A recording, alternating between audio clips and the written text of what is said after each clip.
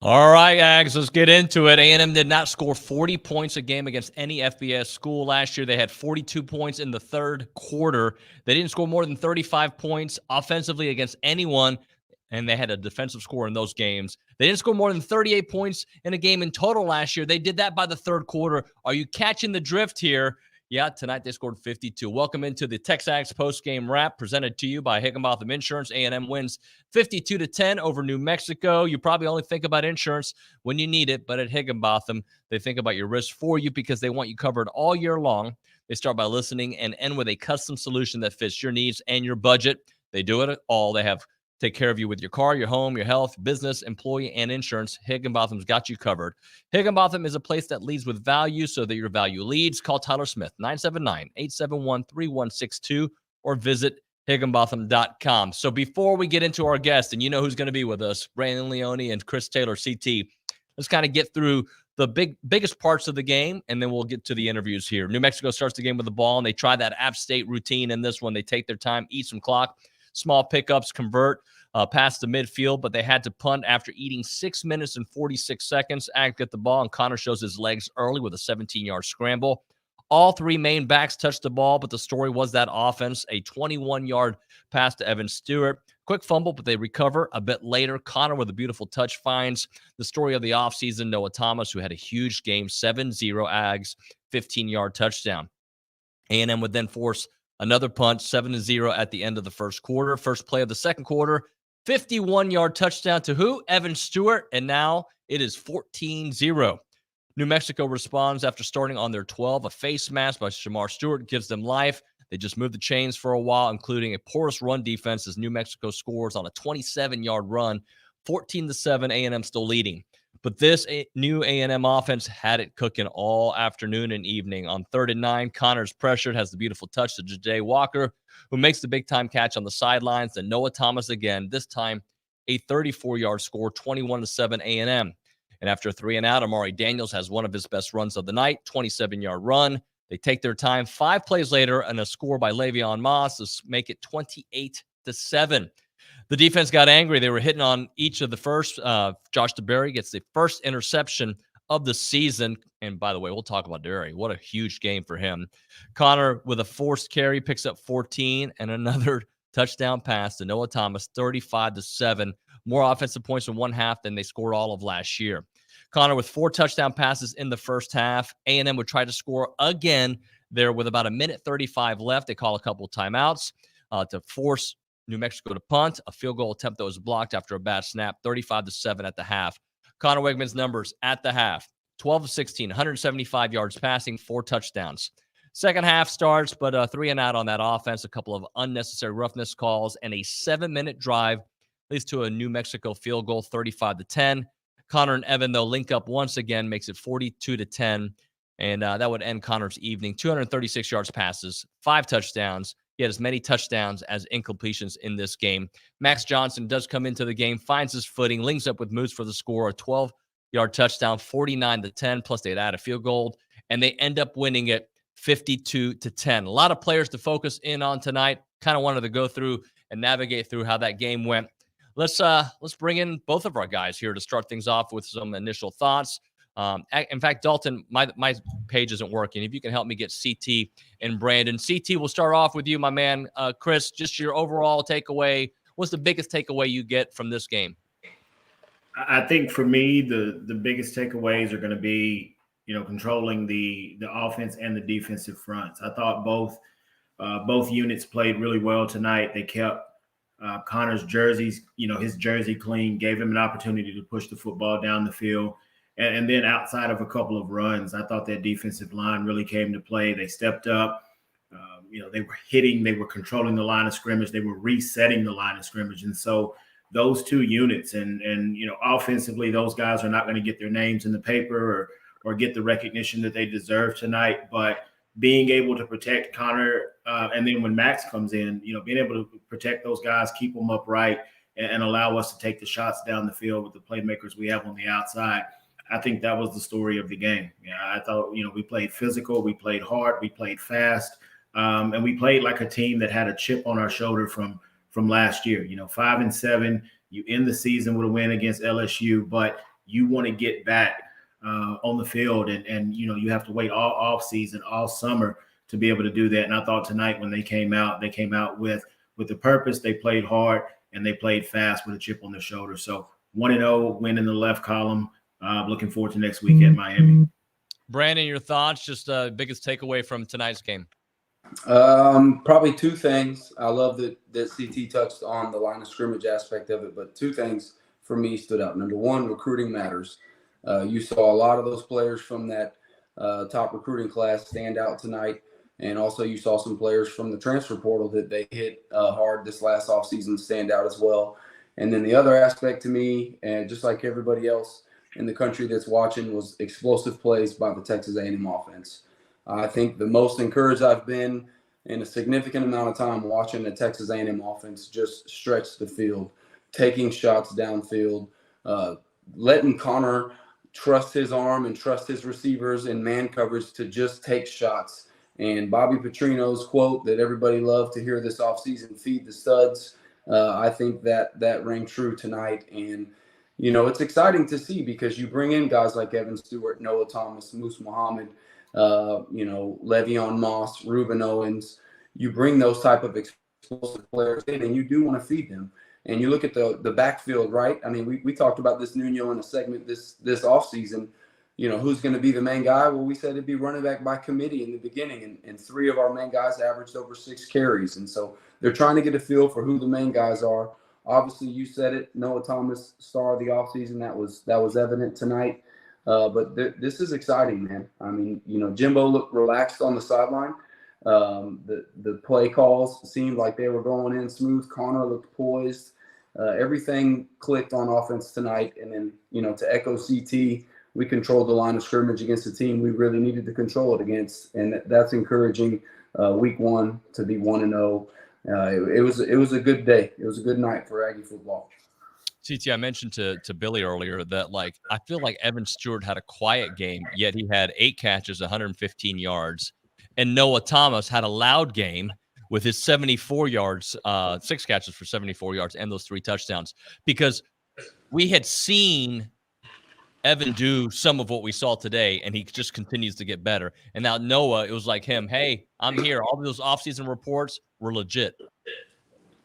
Yeah, it's scary for opposing coordinators, to have to figure out who's the guy, who the guy is going to be. I mean, you have Evan and all the skill set that he brings. He's a smaller receiver. And then you have Noah, that 6'5", 6'6" frame, able to go up and make big plays. But then you forget about Anais, and you forget about Moose and Walker, has kind of, burst on the scene. So there are so many playmakers that Petrino has at his disposal, and it's going to be tough. There's only one football, but I think the great thing about, where this offense sits right now is teams are going to have to prepare. And we screamed all last season, we've got to take the shots. We've got to take the shots.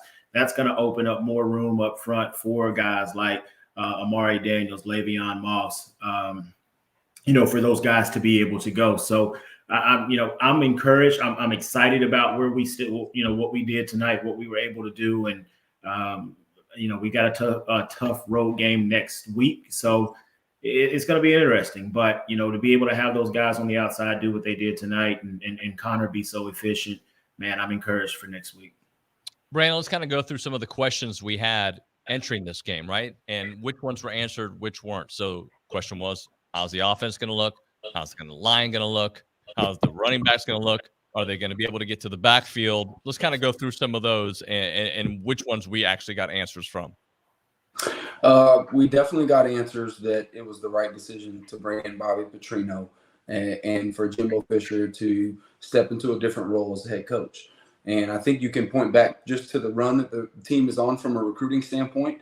I don't know enough to speak to how much this change has enabled Jimbo to focus on recruiting more because he's been recruiting his tail off since he's been here. But I can tell you this, my buddy Austin and I were sitting here watching the game, and he just kept saying, man, Jimbo just looks relaxed. He doesn't got the giant playbook in his hand. He's walking the sideline. He's engaging with players. He's engaging with players, and the offense is efficient. Petrino's up there. He's dialed in. We're feeding our stud receivers. Everyone's been so excited about Connor, and he lived up to everything tonight that we thought he could do, building off that LSU game. So those questions, as far as I'm concerned, was this a good decision? The hot topic of the offseason was, can Petrino on this offense get going? Is Jimbo going to get in the way? And it sure didn't look like that tonight. It looked to me like those two guys have a great camaraderie, that they're working together to build something special, and that they're putting the things in place necessary as a team to let this skill players on offense go and do their thing. And, man, this is really a great foundation to build off of in the first week. So that's a big answer in my opinion. CT, were you concerned at all with the defense, or did you see it the way I saw it was there was that concerning drive, and then they got better as the game went on? Yeah, no, I don't know that I was as concerned with the defense, coming into this year. I think we forget last year you had a bunch of pups playing last year, guys that were coming straight out of high school. They were not, they hadn't been in an off season of college football and strength and conditioning and things. And so I was not as concerned about the defense. I thought that, once they settled in, kind of let the emotion of the game flow, after that initial hype, when you come out the tunnel, you're so hyped up, you're ready to go, kind of settle in. I thought that, they did what they were supposed to do. You see all those bodies rotating in, all those 4- and 5-star players along the defensive line. We just controlled and reset the line of scrimmage, I thought, all night. So it was encouraging to see those guys do that. That allowed Edger and Cooper and York and those guys to be able to flow to the football and be able to make plays and shoot those gaps. So there was no concern there. As an Aggie, though, I'm sitting here on pins and needles as every game starts. But as they started settling in, I settled in, and I was a lot more relaxed as we got past and Connor hit that first throw to Noah. We got a bunch of new viewers today. If you are new to this, or if you're somebody who's watched before and haven't liked or subscribed, please do that. It helps the channel grow. We're trying to grow this YouTube page to some new numbers out there. So please continue to help out and comment, like, subscribe, tell your friends about it. Brandon, let's talk about one thing that I don't think we got an answer to, but I understand why we didn't get an answer to, and I'm okay with it. I want to see it next week. We didn't get to the backfield very much, our defensive line. Now, the reason for that is Dylan Hopkins was really good. And by good, I'm saying he had 3 seconds and he threw it, right? He was not going to hold on to the ball very long. So there wasn't a lot of opportunities to get there. But that question is still out there. Can they get sacks? They did get an interception. They got a couple of sacks, and the first one came from a cornerback blitz, right? But can they get sacks? That question wasn't answered. Yeah, no, you make a great point, right? Now, but going back to something CT said, I do think that we controlled the line of scrimmage at the front. I think the D-line looked good tonight, but that you made a great point. They were getting rid of the ball quick, and that's just kind of the nature of the game today, right? I mean, to get sacks on the quarterback these days, it seems like you got to be bringing pressure from a lot of different areas, but you also need the Myles Garrett type guys coming off the edge that can just put their hand in the dirt and get there. So, yeah, I agree. I think time will tell over time. As far as creating a pass rush, creating more pressures and quarterback hurries, and maybe we'll see some more of that depending upon the offenses that we play. But the defense, man, they held them to less than 230 yards, held them to 10 points. And, I think back to last year watching a game against an opponent similar to New Mexico this time of year in App State that did not go this well. And we got bullied around and we got pushed up and down the field, and that did not happen tonight. And so I do think that you could see some maturity along some of that young, talented front. And like Walter Nolan looked good tonight. Diggs. I mean, a lot of those guys, both the Shamars looked good tonight. I mean, golly, on the tackle that Shamar Stewart or Turner made, flagging that skill player down. I think he face masked him or horse collared him, but he was chopping. And so you could see the athleticism and the potential from that front four and what we have in there. So, I'm encouraged by that. But, yeah, I agree. Time will tell. Can these guys create consistent pressure, especially when we're in that 3 down front? That's going to be a question we all need to see as time goes on. Answered. CT, let's kind of end it with this. Like, this was a vanilla offense, and really we didn't get to see much because of the way New Mexico played. They weren't going to let A&M run. They tried to stack it up, and A&M's like, all right, we're just going to throw it deep all day. So what can this offense look like if this was vanilla? And that's a scary thought, being able to take what the defense gives you. And that's the great part. I mean, if we have to throw the football to win the game, we showed that we can do that tonight. I'm still interested to see what we can do as we need to ground and, pound one out on the ground. So I just know with the stable of running backs, I thought all three of them looked really good tonight.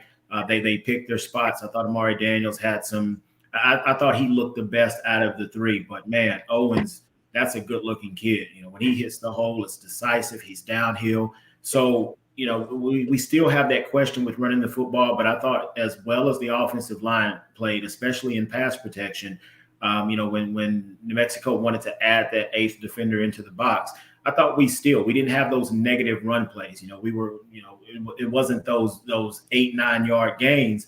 However, it still was, we were still getting a yard, 2-3 yards, and it wasn't those negative plays. So, we've got our work cut out for us next week. Miami's going to want that payback from last season, but with what we put on tape tonight and what those receivers, were able to do and what Connor was able to do, Miami has to really respect what we bring to the table. And I think you'll see a little bit more running room for those running backs as we move into next week.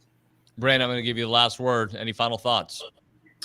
One, I hope everybody's going to travel in a big way to Miami next week. I'm going with my buddy Austin, my brother-in-laws, my buddy Justin. I think there's a group of 8 or 9 of us going, so hope to see everybody out there. But yeah, I think something that stood out to me tonight in the game, I was watching with my buddy here, that last drive before halftime, just under a minute left, back on our side of the field, thinking we're going to be conservative and take a knee, and that the opposite happened.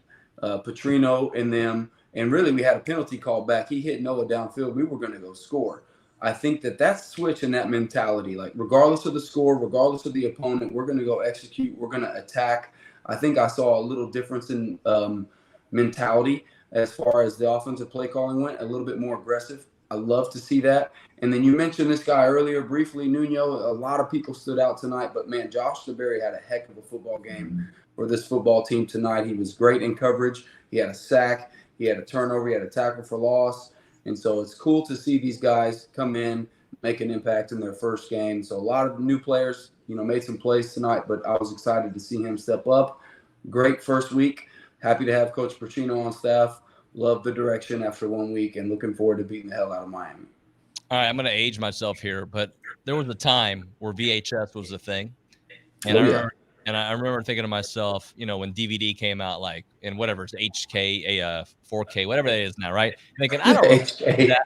I mean, it'll be cool. It's nice to have something that lived up to exactly what we wanted. Like, sometimes the new iPhone comes out, you're like, I think it's okay. And then you get it like, it's just the same. It's just an iPhone, right? This offense lived up exactly to what we thought it was going to be. And in fact, we haven't even touched it. We haven't gotten all the apps on there yet. Just wait. And that's been the beauty for me as I make 2 terrible comparisons to kind of tell you where we are with A&M guys. Yep, absolutely.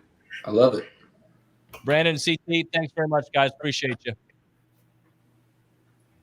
All right, they didn't say bye. They just gave me the peace sign, but they meant bye. They meant it with a lot of love. Yeah, I did say Blu-ray, DV. I know. All right, so that did feel great. Hopefully you guys enjoyed the performance out there, and hopefully they can build on it next week when we go to Miami.